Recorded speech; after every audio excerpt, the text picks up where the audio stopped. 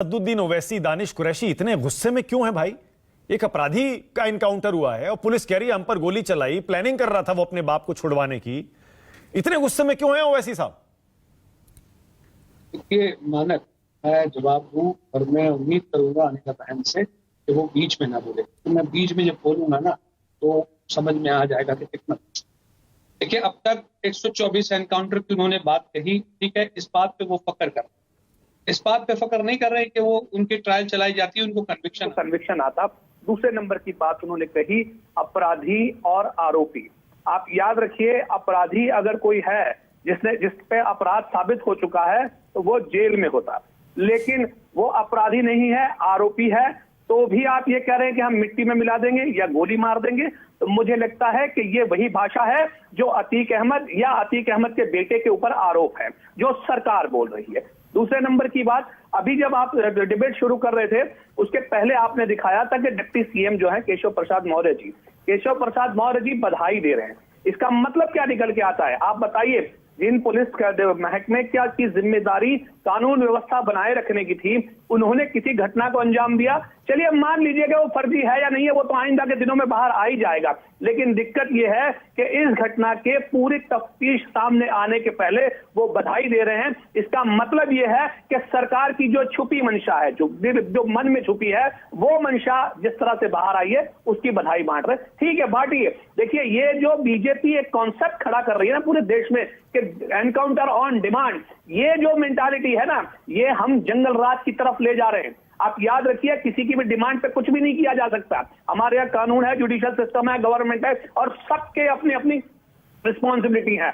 हमारे लिए कोई सहानुभूति नहीं है किसी के ऊपर कोई आरोप है तो, लेकिन आप सरकार में हैं, आप किसी पर भी गोली चला देंगे। देखिए, अभी तक मैं आपको बताऊं, 4 लोगों का आपने बताया कि ये उमेश पाल हत्याकांड वाले मामलों में 4 लोगों के एनकाउंटर हुए, आज के 2 मिला के। मैं मानक जी अनिला सिंह जी से पूछना चाहता हूं कि जिन्होंने हथियार दिए, जिन्होंने हथियार चलाए, जिन्होंने बम चलाए, जिन्होंने गोली चलाई, वो सब पर आरोप स्थापित हो गए, कुछ लोगों के एनकाउंटर हो गए। मैं ये पूछ रहा हूं कि अतीक अहमद गुजरात की साबरमती जेल में बैठे हैं और वहां से बैठ के फोन पे अगर कमांड गया कि भाई उमेश पाल की हत्या कर दो, जो आरोप है या कन्विक्शन है, तो आप मुझे बताइए कि उसमें अब तक कितने आरोपियों का नाम अंकित किया गया या कितने लोगों पे तोहमत मढ़ी गई? जिन लोगों ने वो फोन पहुंचाया, जिन लोगों ने वो सीन पहुंचाया, क्या वो आरोपी नहीं है? तो दिक्कत यही है कि असद साहब का गुस्सा होना लाजमी इसलिए है क्योंकि आपने जिन 4 लोगों को मारा है वो चारों एक मजहब से हैं। साबरमती में जिन लोगों ने फोन पहुंचाया, जिन्होंने सिम कार्ड पहुंचाया,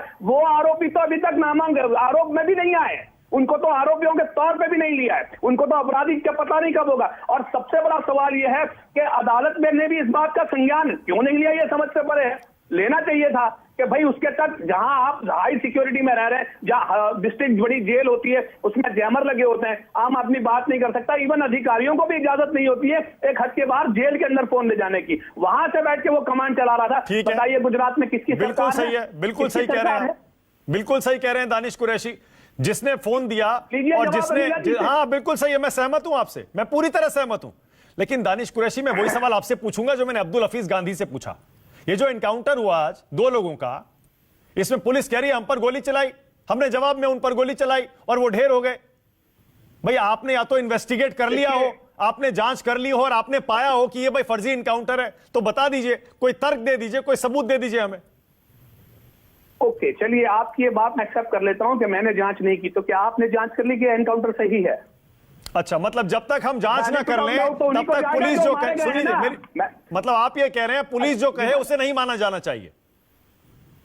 अदालत कहां मानती है? उसका विटनेस चलता है क्या पुलिस का? किसी अदालत में आपने सुना कि पुलिस की गवाही मानी जाती है किसी भी मैटर में? ये तो एनकाउंटर का पर्पल है, लेकिन एक जनरल मैटर भी अगर हो उसमें भी आपको मानक जी पता होना चाहिए कि पुलिस की विटनेस वैलिड नहीं चली मानी जाती, उनकी गवाही नहीं मानी जाती। अब सवाल यहाँ ये है कि ये तो मैटर ऑफ इन्वेस्टिगेटिव है। सुनिए, क्या अभी तक ऑफेंस रजिस्टर हुआ इस पे? क्या इस पे इन्वेस्टिगेशन होगा इस एनकाउंटर पे? और मैं आपसे पलटकर छोटा सा सवाल ये पूछूंगा इस पर दानिश कुरैशी, अगर हैदराबाद की पुलिस, क्योंकि वहां की जो सरकार है, वहां की जो पुलिस है, वो तो आप ही के कंट्रोल में है ना, आप तो वहां सरकार में सहयोगी भी नहीं, है ना। हमारे क्यों कंट्रोल में नहीं, मैं भाई? बता रहा हूं आपको, मैं उसका बाकायदा वजह दूंगा, तर्क दूंगा ये उसका। अनिला सिंह जी कहाँ हमारे विरोधी नहीं, हैं? मेरी हम बात तो इनकी सुन नीतियों लीजिए, के विरोधी हैं। मेरा अनिला सवाल सिंह सुन जी के लीजिए, पर्सनल सवाल विरोधी सवाल थोड़ी सुन हैं, या भाजपा के लीजिए। पर्सनल दानिश विरोधी थोड़ी कुरैशी हैं। सवाल हम तो सुन भाजपा लीजिए, की एक नीतियों मिनट के भागिए विरोधी मत, हैं। नहीं नहीं ऐसे मत करिए, देखिए सवाल सुन लीजिए।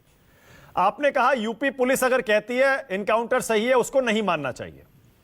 अगर हैदराबाद पुलिस को इनकाउंटर करती है और कहती है हमने इनकाउंटर किया क्योंकि हम पर फायर हुआ, उसे भी नहीं मानना चाहिए?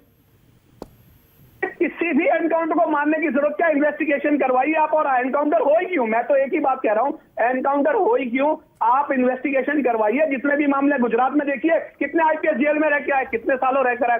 सवाल यहाँ ये है, नहीं आपने नहीं, एक सेकंड मानक जी सुन लीजिए। नहीं आपने मेरा जवाब मानक जी, नहीं, देखिए मेरा जवाब नहीं दिया आपने। मैं ये कह रहा हूं अगर यूपी पुलिस पर शक आप करते हैं, उसी तरह से सारी पुलिस पर शक करना चाहिए ना। आपने मीडिया पर सवाल उठाया, आपने कहा कि भाई जब तक इनकाउंटर साबित ना हो जाए सही है, तब तक उसे आप सही इनकाउंटर मत मानिए, पुलिस की बात मत मानिए। अच्छा, सुनिए, क्या वही हमें अपराधों में और जब पुलिस कार्रवाई करती है, हैदराबाद पुलिस पर भी यही लागू करना चाहिए तर्क? बिल्कुल, सुनिए, अब मैं जवाब दूं आपको। किसी भी राज्य के मुख्यमंत्री ने अब तक ये कहा है कि हम उन्हें मिट्टी में मिला देंगे या जेल में जाएगा या ऊपर जाएगा, ये भाषा किसी भी मुख्यमंत्री की सुनी है? मैं ये नहीं कह रहा हूं। देखिए, सवाल यहां यह है कि इस एनकाउंटर की भीति जो है शुरू से चली आ रही थी। जिस दिन से घटना घटी, सबसे पहला तो मामला यह है कि देखिए, भारतीय जनता पार्टी की, योगी जी की सरकार उमेश पाल की जान बचाने में नाकाम रही है। इस नाकामी को उनको स्वीकारना चाहिए। दूसरे नंबर पे, जब वो कानून व्यवस्था बनाने में नाकाम रहे, सरेआम सड़कों पर बम चलते रहे, गोलियां चलती रहीं और एक व्यक्ति सहित 2 पुलिस कर्मचारी भी उसमें मारे गए बेचारे, तो दिक्कत यहां आके खड़ी होती है कि उसके बाद आप कानून व्यवस्था बनाने में जब नाकाम हो गए, तो फिर आप लोकल बॉडीज को लेकर आकर बुलडोजर चलाते। आप स्वीकारिए कि हम नाकाम हैं, इसलिए हम बुलडोजर चला रहे हैं क्योंकि हम उनको रोक नहीं पाए। आप कहिए कि हम इंसाफ करने नहीं देंगे, हम गोली मार देंगे। प्रॉब्लम क्या है, आप चाहते नहीं हैं कि मामला, देखिए हमारे मुल्क में, मानक जी मैं आपको बताऊं, हमारे मुल्क में एक जिंदा आतंकवादी पकड़ा गया था 26/11 का, आमिर अजमल कसाब। हमने उसकी भी ट्रायल चलाई थी और जब उसको उस अदालत ने फैसला सुनाया, तब मौत के घाट उतारा गया। तो मैं मानता हूं कि शायद उससे बड़े आतंकवादी नहीं है ये। हाँ।